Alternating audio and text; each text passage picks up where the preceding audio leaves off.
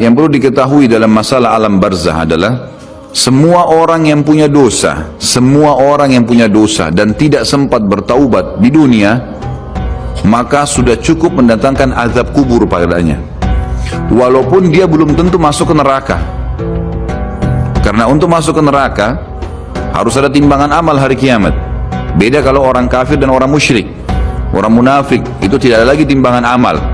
Mereka sudah langsung diseret ke dalam api neraka. Ditimbang amal ini adalah orang-orang yang beriman.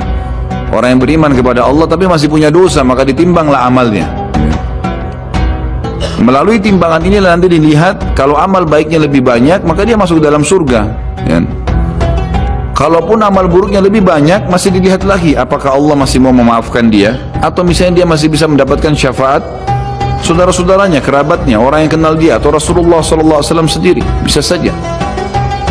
Jadi dia bisa saja selamat ke surga. Jadi untuk masuk ke neraka itu ada proses, tapi azab kubur gak ada prosesnya. Siapapun meninggal punya dosa, teman-teman sekalian, hati-hati. Sekecil apapun dosa itu sudah cukup mendatangkan siksa kubur, walaupun belum tentu dia masuk ke dalam api neraka. Jadi jangan dianggap remeh. Makanya kisah yang masyhur berhubungan dengan masalahnya adalah kisah Utsman bin Affan radhiyallahu anhu yang pernah menziarahi kuburan lalu terisak-isak menangis seperti anak kecil.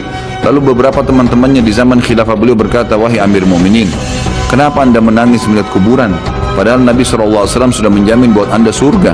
Dan anda ini siapa?"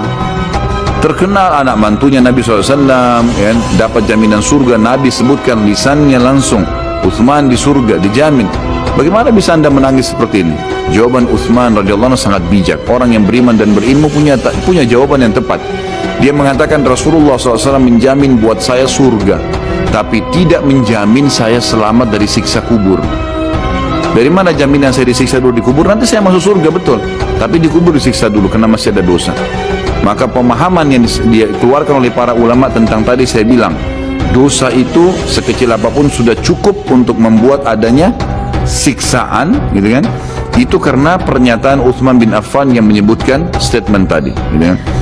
Jadi kita harus memahami poin ini, teman-teman sekalian. Makanya jangan pernah tunda minta maaf sama orang, jangan pernah tunda mengembalikan haknya orang lain, jangan pernah menganggap remeh dosa-dosa kecil. Tidak boleh sama sekali. Karena kita akan lihat nanti salah satu penyebab azab kubur adalah tidak cebok pada saat kencing. Masalah kecil yang dianggap kecil oleh orang, gitu kan? Banyak orang anggap remeh. Maaf, banyak saudara-saudara kita yang membawa taksi, kendaraan umum di luar sana, kemudian kadang-kadang kita lihat di pinggir jalan kebelet kencing, main mampir sembarangan saja, ya, kencing sembarangan, tidak membersihkan dirinya. Ini berbahaya, penyebab azab kubur. Kata ulama, kalau kencing saja itu sudah menjadi penyebab, bagaimana dengan buang air besar? Bagaimana dengan orang junub tidak mandi? Bagaimana dengan hal-hal yang lebih besar lagi, gitu kan? Karena memahami hukum-hukum syari seperti ini, kalau hal yang kecil saja dilarang, berarti hal yang besar lebih pantas untuk dilarang. Kalau hal kecil saja mendatangkan azab, berarti hal yang lebih besar lebih pantas mendatangkan azab. Jadi harus hati-hati, gitu kan? Kalau amal ibadah kecil kita kerjakan sudah besar pahalanya, bagaimana dengan amal yang wajib misalnya, atau amal yang besar yang kita kerjakan? Kalau umrah fadilahnya besar, berarti haji lebih besar. Kalau sholat sunnah besar, tahajud, maka sholat 5 waktu lebih besar pahalanya, dan seterusnya. Jadi poin-poin ini dalam mukaddimah kita harus difahamin baik-baik, gitu kan? Terutama yang terakhir saya ucapkan tadi, hati-hati teman-teman sekalian. Saya juga tahu diri saya pasti punya salah, tapi saya mengajak diri saya dan jemaah saya beristighfar kepada Allah, bertaubat. Jangan tunda pengembalian haknya orang lain, meminta maaf kalau punya kesalahan. Jangan tunda-tunda, jangan bilang nanti Idul Fitri baru saya minta maaf. Gak ada perintah dalam agama seperti itu. Sebelum pejamkan mata nanti malam minta maaf semua. Dan orang cerdas adalah orang yang tidak menyiapkan musuh pada hari kiamat. Hati-hati, jangan siapkan musuh siapapun dia. Jangan pernah caci maki orang lain, jangan pernah anggap remeh orang lain. Sampai Hasan Basri rahimahullah waktu ditanya tentang definisi tawadhu, apa itu tawadhu? Karena Nabi SAW mengatakan, jadi ulama-ulama di Irak sering kumpul membicarakan hal-hal yang mungkin bagi orang awam dianggap biasa gitu, tapi bagi mereka bobotnya besar. Ulama-ulama Irak berkumpul dan Hasan Basri juga hadir situ rahimahumullah. Lalu mereka berkata, malam ini kita diskusikan tentang definisi tawadhu. Karena Nabi SAW mengatakan, man tawadhu lillahi rafa'ahullah, dalam hadis sahih riwayat Imam Ahmad dan Abu Daud. Siapa yang bertawadhu kepada Allah, merendah karena Allah, Allah akan angkat derajatnya. Maka setiap orang ulama memberikan definisinya masing-masing, sampai akhirnya tiba di giliran Hasan Basri rahimahullah. Mereka berkata, wahai, apa pendapat anda wahai ayahnya Abdullah? Ya, maka Hasan Basri mengatakan, kalian sudah memberikan banyak sekali definisi. Kalau menurut saya tawadhu ialah jangan kau lihat siapapun muslim di depan matamu kecuali kau sudah langsung menanamkan dalam dirimu kalau dia lebih baik daripada kamu. Itu tawadhu.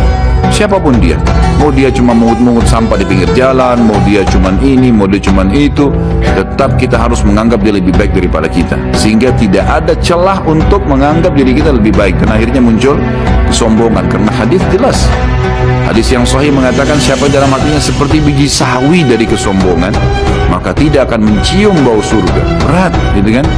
Makanya kita harus kemas diri kita dengan ketawadhuan itu. Misalnya kita merendah, maka harus ini ya, kembalikan semua hak-hak orang, minta maaf kalau pernah mengambil barang orang yang tidak jelas, kembalikan, kalau tidak sedekahkan sejumlah itu, semua selesaikan, jangan ada masalah ya, jangan pernah ada masalah, jangan siapkan musuh. Imam Bukhari rahimahullah pernah berhenti berburu hanya karena meleset anak panahnya kena pagar tetangganya, gitu kan. Diajak teman-temannya, kita memanah yuk berburu, beliau senang berburu. Kemudian pada saat beliau lagi latihan panah, ternyata anak panahnya sempat mencuri sedikit pagar kayu tetangganya. Lalu dia panggil gulamnya, gulam ini kayak pembantunya, sampaikan ke teman-teman saya kalau saya tidak jadi memanah, saya tidak jadi berburu, dan sampaikan kepada tetangga kalau Bukhari minta maaf. Muhammad namanya tentu, Muhammad minta maaf, gitu kan. Sampaikan dan siap mengganti pagar yang rusak itu. Begitu pembantunya Imam Bukhari datang ke tetangga tersebut lalu berkata, ya Syekh Imam Bukhari menyampaikan maaf karena pagar anda tercuri, diperlihatkan. Lalu tetangganya tersenyum dan berkata, jangankan pagar saya, rumah saya semua buat Imam Bukhari, saya tidak perhitungan dengan masalah itu. Waktu pembantunya Imam Bukhari kembali ke rumahnya, apa yang terjadi? Lihat orang soleh dan orang beriman, tahu dan yakin dengan adanya siksa dan azab kubur, tahu ada akhirat dan hisab. Maka apa yang terjadi? Imam Bukhari sujud syukur kepada Allah, kemudian bersedekah sekian ribu dirham, hanya karena tidak jadi ada musuh dari tetangga yang dia cuilkan pagarnya. Coba teman-teman, berapa banyak sendal yang ngantung injak? Berapa banyak air yang kepercik kena orang lain? Berapa banyak ini, berapa banyak itu?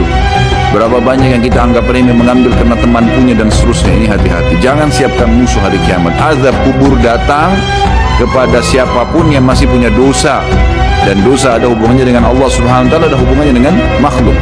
Kalau berhubungan dengan Allah Azza wa Jalla, kita bertaubat kepada Allah. Allah Maha Pemurah, Dia akan terima taubat hamba-hambanya asal ikhlas. Tapi dengan makhluk nggak bisa, mencuri, menggunjing, memfitnah, ya, mengambil, memakan, ya, merusak namanya orang lain, ini nggak boleh. Ini harus selain taubat kepada Allah, meminta maaf kepada orangnya. Nah, ini tidak boleh ditunda, ini nggak ada gengsi di sini. Jadi ini manfaat yang sangat besar dalam mukaddimah pembahasan masalah azab kubur. Kita dengarkan dalilnya. Dalil-dalil nakli secara wahyu disebutkan oleh Syekh Abu Bakar rahimahullah. Yang pertama, berita dari Allah Subhanahu wa taala tentang kenikmatan dan azab kubur. Seperti di dalam firman-Nya disebutkan, surah Al-Anfal ayat 50 sampai 51, A'udzu billahi minasyaitonir rajim, walau tara idh yatawaffal ladina kafarul malaikatu yadribuna wujuhahum wa adbarahum wa dhuqu adzabal hariq. Dzalika bima qaddamat aydikum wa anna Allah laisa bidzallamin lil 'abid. Kalau kamu melihat, kalau seandainya kalian bisa melihat, kata Allah Azza wa Jal, bagaimana para malaikat mencabut jiwanya orang-orang kafir dan